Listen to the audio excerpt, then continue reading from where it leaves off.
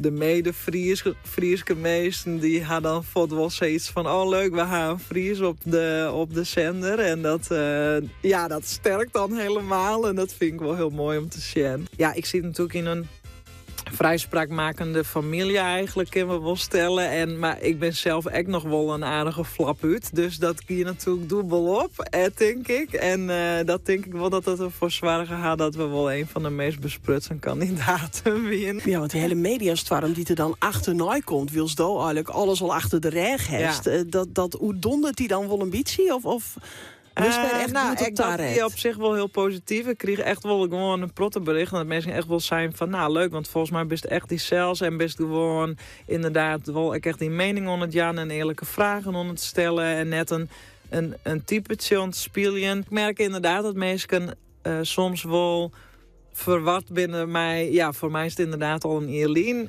Maar het lijkt het natuurlijk alsof ik nou correct uit die break-up kom, hebben we maar zezen. Maar dat is natuurlijk eigenlijk al maanden lien. Dus voor mij, ik zit natuurlijk er alweer wat oorzaak in. Hoe just daarop waarom? Is wel blied als de die hest? Ik had het gewoon echt heel leuk hoor, maar Mike en in Zeeveld aan zich werd ik weer. Had ik het echt heel leuk hoor. Ja, helaas.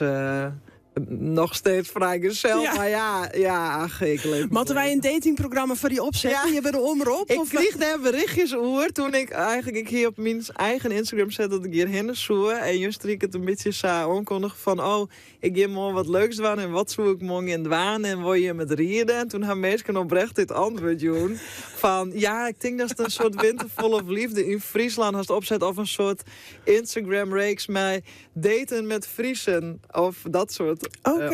Kreeg ik. Dus het ben dingen om hoe te denken. Ja, nou, waar wit. Misschien moeten we straks nog even verder praten, Antina. Hartstikke leuk.